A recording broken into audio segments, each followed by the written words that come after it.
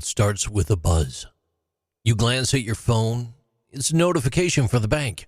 Unusual login detected. Tap here to secure your account. Moments later, another message flashes across the screen. Your email provider warns password reset requested. Was this you? Call the 1-800 number to stop the breach. Your instinct kicks in. You respond. You call. You try to lock things down. But the truth? You just walked straight into a trap. None of those messages came from your bank or your email provider. They came from somebody else entirely. And the moment you acted, the real damage began. Let's make this concrete. A software engineer from Texas. Let's call him John. He thought that he knew the rules of cybersecurity. No shady links, no suspicious downloads, strong passwords, two-factor authentication on everything. But John made one critical mistake. He trusted his notifications. When he saw a fraud alert on his screen with the customer service number, he called it. The voice on the other end was calm, reassuring, professional. They walked him through the security check. Name, email, phone number. Then they asked him to read off the one-time code that was just sent to his device. It felt real routine. But it wasn't. That code didn't protect his account. It handed the account right over. And within minutes, every password reset, every backup contact removed, every account emptied. The notification, it was never a warning. It was actually the weapon. Notifications, they're supposed to be direct, a private line between you and your apps. And that is no longer guaranteed. Some apps mirror notifications to other devices, a laptop, a tablet, even a work-issued phone.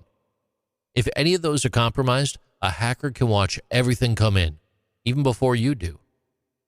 What's worse, some malicious apps use special permissions to intercept or rewrite those messages. A simple notification listener can turn your phone into an open relay. And if you're on a vulnerable Wi-Fi or mobile network, a man-in-the-middle attack can strip the content, modify the alert, and push it back out in real time. And then the result? The message still looks official, but what it says? Well, that's been rewritten. You see, attackers aren't just sending fakes.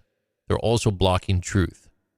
Notifications that should alert you about a compromised password or unfamiliar login, they get filtered out or deleted before you ever see them.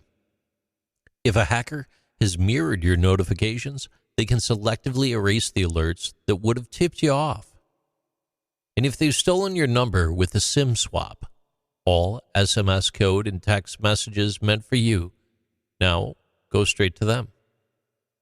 And on rooted Android devices, malware can reach deep into the operating system, preventing key alerts from ever appearing.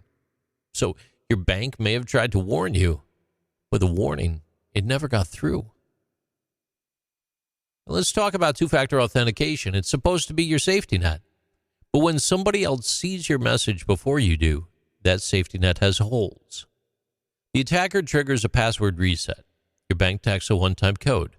Before you even unlock a phone, a background app goes ahead and reads the message, copies the code, and sends it off.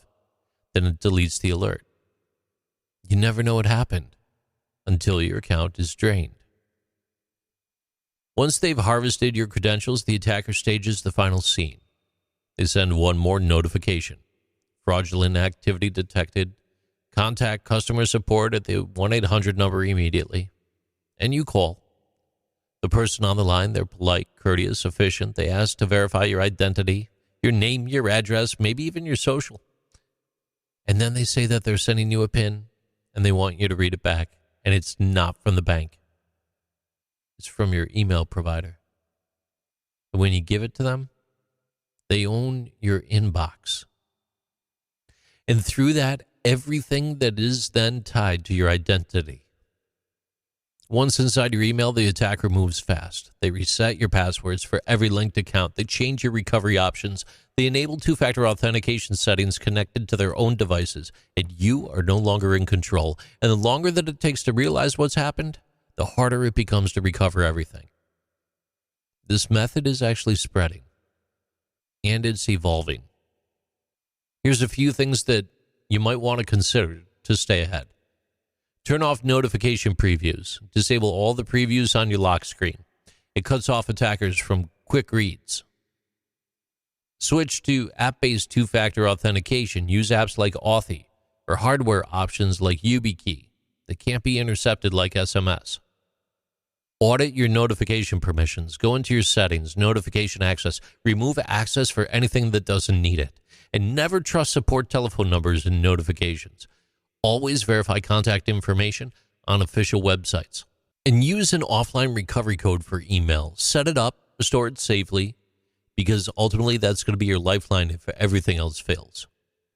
Cybersecurity today isn't loud. It's subtle. It doesn't knock at the front door. It shows up as a message that you think you could trust. And the hardest part, that little buzz in your pocket could be a warning. Or it could be the first domino to fall, because when the attack is disguised as protection, the takeover happens silently. These are interesting things with JC.